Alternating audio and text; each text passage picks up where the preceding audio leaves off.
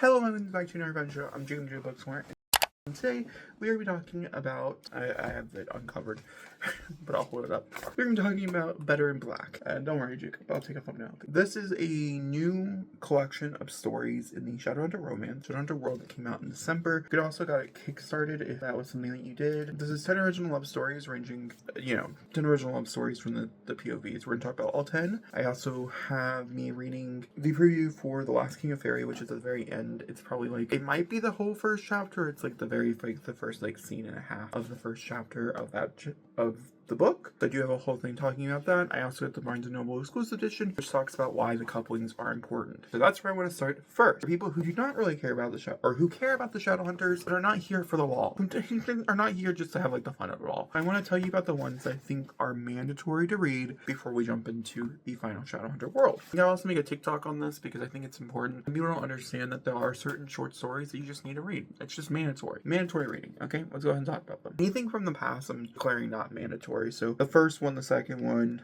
I'd also say the third, fourth, and then we're going to jump into the fifth one, which is The Judgment of King Kieran. This is Kieran, Mark, and Christina. The world of Fae and everything else is so important to these last few books that I think it's a must read. Then we're going to jump down into Bread in the Bone. I think Bread in the Bone is almost more important than anything I've read so far. It's crazy how important that one is. We're going to skip The Simon Isabel one. Time Up 2, I think, has importance as well. I do think it's necessary to read. This is about Jason Clare. We'll get into all the details of what all these are about in a second, in my ratings for each. But that one is very important because we're also introducing some other characters that could become important in future books. And so I think that's important as well. And then also the last one, super important, as Too Wise to Love, which is about the Sealy Queen, Sebastian. I hate Sebastian so much, but Ash is going to be such an important integral role in this new era of Shadowhunters that I do think you kind of need to read the love story. She also tells it in such an interesting way that I think it makes for a great time while reading. That being said, we're going to start from the top, work our way down. There are 10 love stories to go through. I originally was doing this individually, but I found that I was lackluster in my conversational pieces. We are just going to do everything right now. We're going to do one single take outside of the vlog portion, which we'll jump into at the very end. Or the read with me portion. Let's start with The Good Storm by Will and Tessa. Will and Tessa, this is following their anniversary. They go on a honeymoon to Paris and they're all given a gift, and Malcolm Fay gives them the gift of one wish. By the time they go on this journey, they have decided to use all their gifts except for this single gift. While they're there, they're talking about their wedding and how Will really wishes that his sister was with them still. Obviously, Will's entire family is dead. This is nothing new. And Tessa also says, oh yeah, I have people that I miss that I wish were there, like her brother. They bond over this and then they're going off to see a medium who speaks to Will directly, saying that his pain is real and that she is stuck in the middle and that his sister is forever going to be in pain and she wishes he could save her. And he runs away. He ends up wishing all the pain in his life get taken away, and everybody associated with Will, this includes Jim, who shows up with brother Zachariah in this story, all memories are wiped except for the ones that he does not associate negativity with. And so the portion of this book is him falling back in love with Tessa, or trying to. They end up going and seeing an opera, and the opera is like a sad metal dramedy opera. In the process of seeing this opera, he realizes that he wants his memories back, because that is an option that can be given. They go to a warlock, he gets all his memories back, everything's fine. By the end, it is a 5-star read. What I got for you. That's the story. It is 5 stars. If you like Will and Tessa, I would highly recommend it. The next one is The Beautiful Atara, which is James and Cordelia. This is where the idea of this being a love story collection, which is what it is, it's supposed to be 10 stories of Shadowhunter romance. However, I was told 10 stories of love, and I don't think that's a good way to pitch this, because I don't think it's 10 stories of love. This is the first one where I was like, it's a 5-star read, which we'll jump into. However, I don't know if it's a full love story. So this follows a few different things. There's 2 storylines going on here. I'm pretty sure this is the storyline. It has to be. It is. That it introduces a greater demon called Guatra or something like that. I've never heard her before. She's never really been a part of these.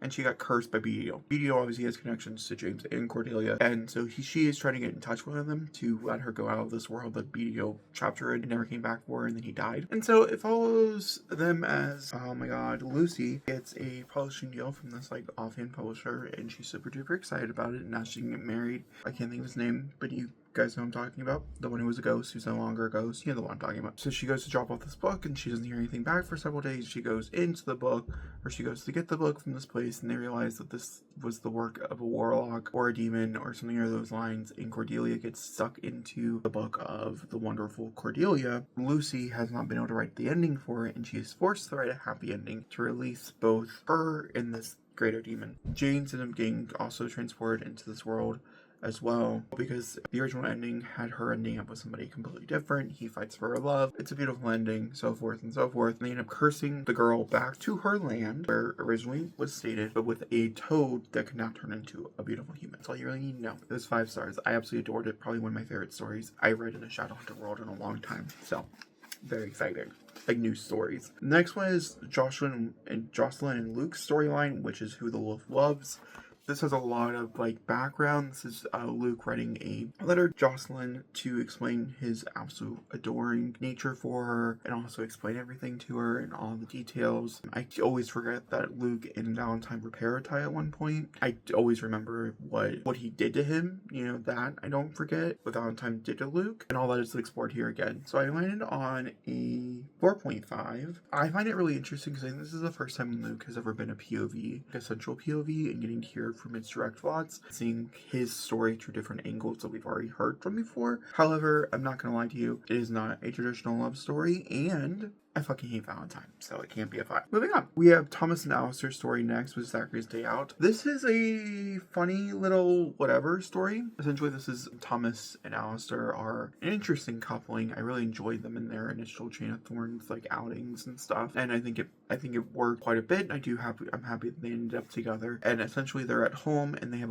Alistair has a little brother named Zachary, who they end up watching, and somehow Zachary becomes a full-grown man, and they end up running around the whole place, and Zachary's still acting like a baby, but he just did as a full-grown man. And it's fun, it's cute. There's objectively nothing like wrong with it, but I had like a lot of fun. I laughed a lot, so I gave it a 5. It's probably like a 4.75 or something like that, because there is no substance to it. However, I like the coupling so much that I was okay with it. And you get little cameos from other characters that you haven't heard from in a minute. That's also kind of fun. Next one is the Judgment of King Kieran. The first one that I said is like kind of important. This is Kieran, Mark, and Christina. This is a attack on Kieran. Essentially, Mark and Christina hear that something bad's gonna happen in Faye. They go to Fairy or Kieran and say, hey, we need to... And so they go and you know, they go into Fairy and they're like, we need to investigate this. We think you're under great threat. And so they investigate it. They realize that one of his guards have been drugged so they can lie without knowing that they can lie, because fairies cannot lie. And we also learn that it was the Sealy Queen who is doing this, who does not believe that he should be the King of Fairy, and that there should be repercussions for the actions that were taken. And so I found it really interesting, and the relationship is so cute. However, I don't know if... I do think it's perfect that they ended up in a throuple. I think it all makes logical sense. I don't know if Castaclaire knows how to fully write it yet, though. I think this is a good beginning into the situation, as like, and from what I remember from Fire and Darkness, it just starts. And so this is a nice place to figure out where they're at. I do think observing them from a different point of view, which we do later on in this collection, was more interesting than their actual story itself. However, I do have a feeling anything to do with Fairy is super duper important to the Shadowhunter world and what we're going into, so I would highly recommend it. Then we have Anna and Ari's storyline, which is the Surfa of Anna's. I had a problem with this storyline a little bit because, well, actually, no. I think I found this one kind of fun. I'm trying to think. I think it's the later one. There's another one that has to do with Julian and that have a similar like re-up of a plot, which is very important for the Shadowhunter world. I find that I didn't love it. This one follows Ari and Anna as they make their big debut into the world of couplings. Obviously, we had some pretty big losses at the very end of Chain of Thorn, and so there are still characters, especially Anna in particular, who are still very much going through it, who are still feeling that type of pain. She comes out and she says, I'm a taken woman. Please don't come after me anymore. Stop trying to fuck me. And there's a mermaid who's pissed at this and makes just a bunch of her so she can she can go around and do this. She's also trying to break up this relationship, and also has to do with Fairy in a way. So by the end, Arana has to pick the right one, and true love does prevail, and it's a great time. And like overall, that was a fun one. And then we have Bread and the Bone, which is the next one, which is why I feel like Bread and the Bone, which I do think I landed on a 5-star by the end, by the way. However, it was very jarring for me to read because I just read a story that was just talking about twins. This is Julian and Emma and Julian, and essentially it follows mostly Emma's point of view as we find out that Julian is cheating on her. They were at a club, Mark and Kieran and Christina were at a club. Well, Emma and Julian were talking about Libby and how Julian wishes that little Libby could be his Libby because Libby obviously does brutally die. Because of this, somehow, well, I mean, I know how now, but fool this world and ends up going after Julian, thinking that she could make him into his the monster that she lost in that battle in Full and Clear Darkness. And so we learn, and then Julian obviously realized right away. Emma goes up, confronts, realizes it's herself, realizes it's the dark version of herself, asks Julian about it, they have a whole conversation, we track her down to the cave, and where we learn that she was sent here to destroy them. It was a revenge mission, and we also learn that Libby is having an interesting time. Though we also learn that there is a prophecy going on, a dark prophecy about the final Shadowhunter. So like I said, we learn of a prophecy, we learn of there is going to be a final Shadowhunter. This felt very foreboding. Yeah, I don't remember where I was going with this. I've interrupted like 12 times while trying to talk about this one story. The moral story here, also very important. I gave it a 5. Wasn't a 5 initially. The next one is the only story that I objectively did not like, which is City of Broken Hearts by Simon and Isabella. This also reads back into the beautiful Tara as we're dealing with the same demon who's here. Essentially the Toad is cursing everybody into a breakup. Well, not the Toad, but the Toad broke up with the lady who we just talked about, Tara, and she's cursing everybody in New York for a horrible day. And I just really hate that Simon and Isabella keep putting in storylines where they're arguing, where they don't show that they love each other. I just wish it was like a happy one. I know that there has to be some type of drama or whatever to it, but I just find that this is very tiresome and very annoying. And I feel like we have moved past this, and I just feel like every time that, because like Clary and Jace have a very similar one as well, which we'll talk about. I think they're next, if I'm not mistaken. Yeah. Where I think Cassie Clare just goes back to the point where she wrote those books. Because Simon and Isabel, I feel like, have moved such forwardness in this, and it is just not being shown. And it's very frustrating to read. And so I was extremely frustrated this entire time because they're arguing. It was a very frustrating read. I don't know if I would, I don't know if there was any point to it. Because they end up together in the end. Like, it's a happy ending. So, like, I don't know if it was worth my time. The next one is Time of Two, which is Jason Clary. Essentially, this has nothing to really do with Jason Clary. There's, like, a little bit of stuff because we're talking about, like, family and relationships and those lines. And we're also talking about their wedding. However, while talking about their wedding, we learn from Alex's mom, I can't remember, Maris or whatever, that she really misses her brother Max. And so they go and track down Max, is essentially what they end up doing. Max is a Shadowhunter who chose a mortal, got stripped of his runes, so now he lives a mortal life. And they go and hunt him down to invite him to their wedding, because that's what Maris wants. He doesn't know they're doing this. And he thought they're going for a book. This book, the prophecy inside that book that they're trying to say out there, I think will lead to like whatever else is being talked about with Julian. And I think there's a whole connection there, which is why I think it's really important. I originally thought it was the Black Book of the Dead, but it's not the Black Book of the Dead. So it's something else, and I'm very curious. That was my big takeaway. Also, Max, the character is really interesting, and that he is interested in coming to their wedding. And it's not a Shadowhunter trilogy without a wedding, and so I'm expecting Jason Clare to get married in this new series as well. So I would expect him to show up. And the last we have is Sebastian and Sealy Queen, which is Too Wise to Love. This is told from, I can't remember, one of them. It's told from somebody who gets trapped in Fae, who works as a Sealy Queen. It's from her point of view. She has like 9 sisters. I can't remember who it is. Either way, she ends up taking care of Ash mostly. It's also about Ash as he grows up and who he is and how kind he is and how sweet he is. And we're also talking about Sebastian and the Sealy Queen and how horrible that relationship is. It's not presented in a beautiful light. There's no romanticness of it all, which is why I do believe Cassie decided to tell the story from a different perspective and look in on the relationship instead of tell the relationship itself, because the relationship is quite toxic and quite horrible and disgusting and so forth. It's also really interesting because everybody can see that he doesn't love her. He wants an heir, so he gives an heir, and also that he really like fully just wants to be with his sister. So like that's all really talked about as well. But I gave it a 5-star. Super duper important. One of the most important stories out there. That being said, let's go ahead and jump into the little vlog portion, or me reading the snippet, The Last King Fairy. Before we talk about this book, I want to read The Last King Fairy. So technically this will be at the end of the video, but I'm going to record it first. There is a little bit of the first chapter. I'm not sure how much of it. It's pretty lengthy, of The Last King of Fairy, the first book in the final trilogy of the Shadowhunter world, which is alluded to a lot here, which is what we're talking about for the majority of this video. But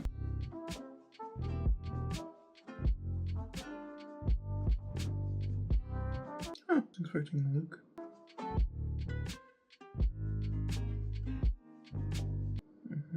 We have our first mention of Ty. Just like to point that out. I was expecting to read Ty, and we're reading Drew. That's okay. I like Drew. And I knew she was going to be the main character.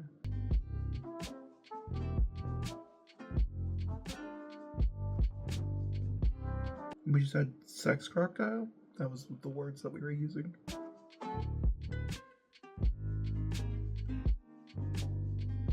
Well, hold on. In fact, they found sweet fuck all. Drew's friend Kit liked to say. Kit saying fuck all? I love that for him. Was not expecting it, but I love that for him. He should be saying fuck all. Also, first mention of Kit. Okay, so they're separated, which we already knew based on the Ghost of the Shadow Market storyline that I think was either Kit writing to Ty or Ty writing to Kit that they were separated. He's in England, and Kit, I guess, I mean, it's very possible he could be at the Shadow Academy. However, I'm not sure. Because they had said one of the people was making fun of him. So possibly.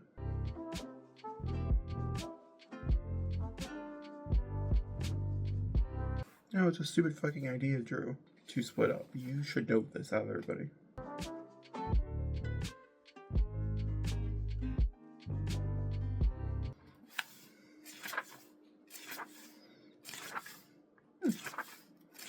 See, that's what I mean. Like, it's much longer than I thought. I really thought we were coming to the end. I have pages and pages. No.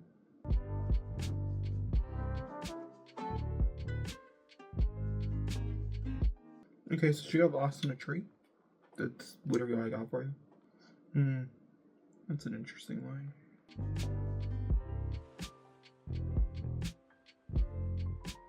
Okay, so she's in Fairy. I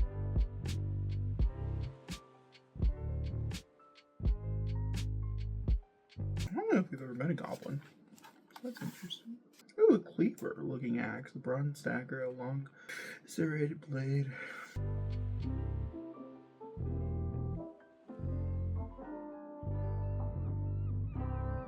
Mother Hawthorne.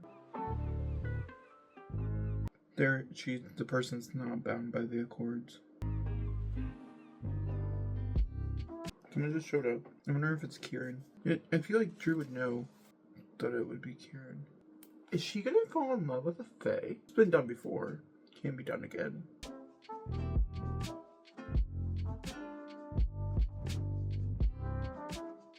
Do they know each other from something? Maybe... I don't know.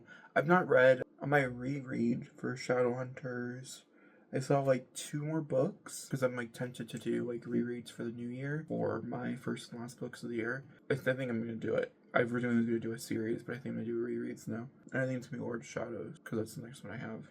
Because I just read Lady Midnight. Well, it wasn't just. It was a bit ago. But I think it's gonna be Lord of Shadows. Will be my first book of the year. Partially for this reason, because this is coming out. It's not coming out until like the fall, so like I have a long time before I need to read Clear Darkness. But I would like to read Clear Darkness and then also read some of Cassie's stories on Tumblr that are dedicated to them as well to get a little bit more insight. How much more insight can I have? I've read like, I don't know, 6,000 pages worth of Shadowhunter content by now.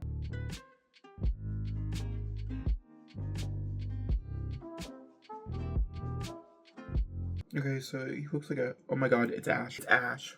Oh my god, it's Ash. That's obviously who this is. I have no doubt in my mind now. It's Ash. Oh my god.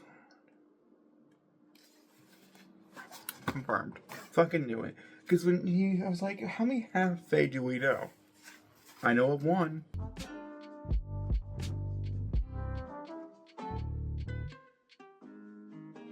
That's so interesting.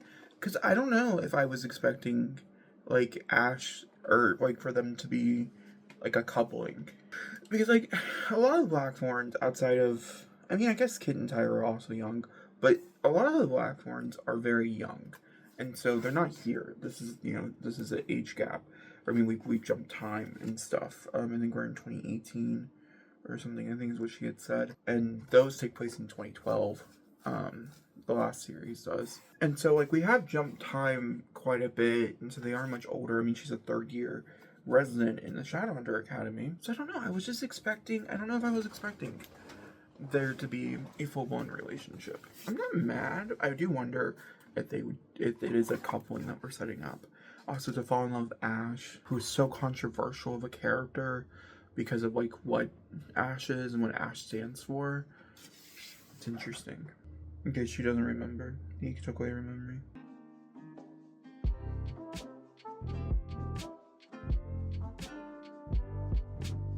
Okay, Julian, Emma, Mark, Helen, and Ty.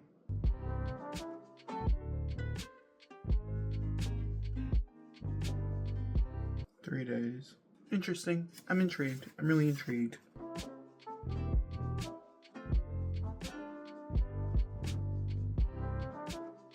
That's so funny. I'm reading. So the Barnes and Noble has the reasons why Cassie Clare wrote the book, and it states, hold on, I knew from the very beginning that one of these scenes would be about Sebastian and Celia Queen. I wanted to go through their relationship for the insight it would give me into their son Ash, who is one of the main characters of the Wicked Powers. They're the only couple in this book whose romance I do not support. Love that.